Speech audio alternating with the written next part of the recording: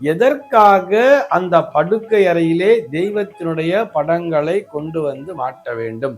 தேவையே இல்லையே. அதாவது இறைவன் எல்லா இடத்திலும் இருக்கிறார் என்பதை தன்னுடைய ஞானத்தின் மூலமாக உணர்ந்தவர்களுக்கு பூஜை அறையிலும் கூட இறைவனுடைய படம் என்பது தேவைப்படாது, அவசியமில்லை. அவர்கள் கண்ணை மூடி தியானித்தாலே அங்கே இறைவனானவர் வந்து சேர்ந்து விடுவார். இன்னைக்கு நம்ம என்ன பார்க்க போறோம் சொல்லி பார்த்தோம்னா, ஒரு நேயரினுடைய கேள்விக்கான விடையைத்தான் பார்க்க போகிறோம்.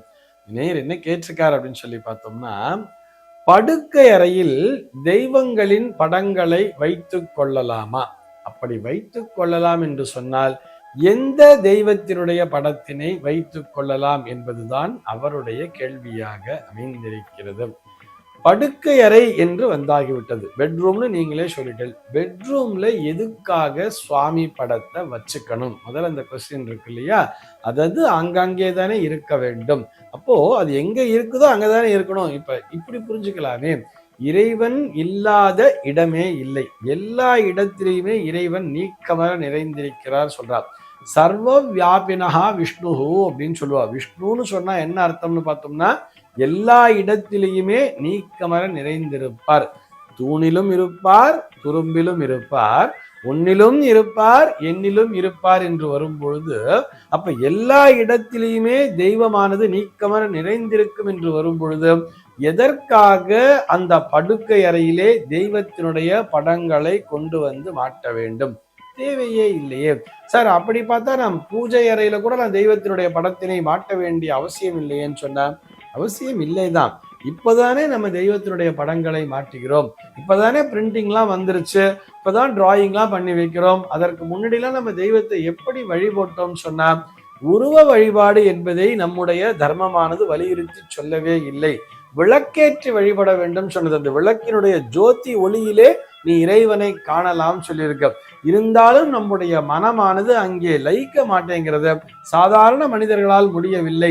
ஒரு சாமானிய மனிதர்களால் அந்த இடத்திலே இறை சக்தியை உணர முடியவில்லை என்பதால் நம்முடைய பெரியவர்கள் எப்படி சொல்லியிருக்காங்கன்னா, அந்த இடத்துல ஒரு இறைவனுடைய படத்தினை வரைந்து வைத்து, அதாவது இன்னென்ன மூர்த்தங்கள் இப்படித்தான் இருக்கும் என்பது போல ஒரு சில வர்ணனைகளை வேத மந்திரங்களானது நமக்கு சொல்லி தருகிறது.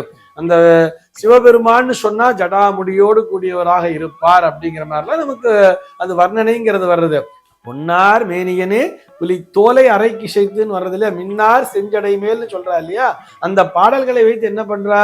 ஓ, சிவபெருமான் அப்படின்னு சொன்னா புலித்தோலைத்தான் அரைக்கு ஆடையாக, தன்னுடைய இடுப்பிலே ஆடையாக கட்டி கொண்டிருப்பார் என்கின்ற அந்த உருவகத்தை மனதிலே உருவகப்படுத்தி அப்படி அவர்கள் வரைகிறார்கள். பொன்னார் மேனியன் என்று சொல்லி, சிவபெருமான் தங்கம் போல் ஜொலிப்பார் என்று சொல்லி அவரை அந்த நிறத்திலே அவர்கள் வரைகிறார்கள். இப்படி ஒவ்வொரு இறைவனுக்கும் பச்சைமா மலை போல் மேனி பவளவாய் கமலச் செங்கன் அச்சுதா அமரரேரேன்னு சொல்லிட்டு ஆழ்வார் பாடியிருப்பார் தெரியுமா?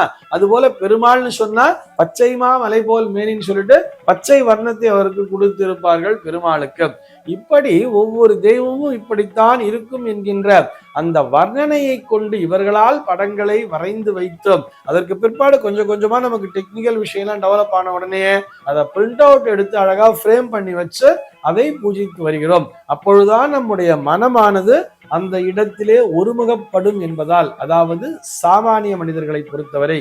அப்போ நம்ம பூஜை பண்றதுங்கிறது எங்க பண்ணுவோம்? பூஜை அறையில தானே பண்ணுவோம். நம்ம படுக்கை அறையை பூஜை பண்ண மாட்டோம் தானே. எதற்காக படுக்கை அறையிலே தெய்வத்தினுடைய படங்களை மாட்ட வேண்டும்? அவசியமே இல்லையே. அதாவது இறைவன் எல்லா இடத்திலும் இருக்கிறார் என்பதை தன்னுடைய ஞானத்தின் மூலமாக உணர்ந்தவர்களுக்கு பூஜை அறையிலும் கூட இறைவனுடைய படம் என்பது தேவைப்படாது, அவசியமில்லை. அவர்கள் கண்ணை மூடி தியானித்தாலே அங்கே இறைவனானவர் வந்து சேர்ந்து விடுவார். ஆனால் சாமானிய மனிதர்களாகிய நம்மை பொறுத்தவரை நமக்கு இறைவனினுடைய அந்த உருவத்தை கண்டால்தான் இந்த இடத்துல சுவாமி இருக்குங்கிற அந்த நம்பிக்கையானது வருகிறது. இல்லைன்னா நமக்கு நம்பிக்கை வரமாட்டேங்கிறது இல்லையா? அதுக்காகத்தான் சரி சுவாமி படத்தை வச்சு பூஜை பண்ணு, அல்லது சுவாமி விக்கிரகத்தை வச்சு பூஜை பண்ணுன்னு சின்னதா ஒரு விக்கிரகமோ அல்லது சுவாமி படத்தையோ அந்த இடத்திலே வைத்து வணங்கி வருகிறோம்.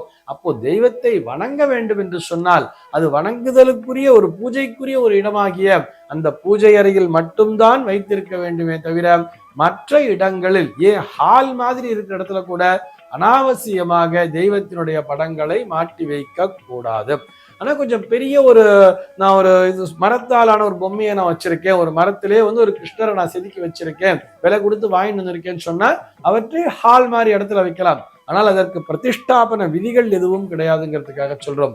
ஒரு சில பேர் வீட்டுல பார்த்தோம்னா வாசற்படிக்கு நேர வாயிலை நோக்கியவாறு விநாயக பெருமானுடைய ஒரு படத்தை மாட்டி வைத்திருப்பார்கள். விநாயக பெருமானுடைய படம் வாசலை நோக்கியவாறு இருக்கலாம். அப்படி இருக்கும் பொழுது உள்ளே எந்த விதமான தீய சக்திகளும் வராதுங்கிற மாதிரி சொல்லியிருப்பார். மகாலட்சுமி தாயாரினுடைய படம் வீட்டிற்குள்ளாக பார்த்தது போல், வீட்டை நோக்கியது போல், வீட்டை நோக்கி இருக்கிற மாதிரி வீட்டுக்குள்ளாக வாயிற்படிக்குள்ளாக தான் மாட்டணும். அப்பதான் லக்ஷ்மியினுடைய பார்வையானது முழுக்க முழுக்க வீட்டுக்குள்ளேயே இருக்குங்கிற மாதிரிலாம் சொல்லியிருப்பார். இதெல்லாமே நம்முடைய நம்பிக்கைக்கு உட்பட்டது தானே, இதெல்லாம் இருக்கலாம். அதே நேரத்திலே அந்த படுக்கை அறையிலே எடுத்துக்கொண்டு போய் இறைவனினுடைய படங்களை மாட்டி வைக்க வேண்டிய அவசியமே இல்லை. சர்வே ஜனாஹ சுகினோ பவந்து.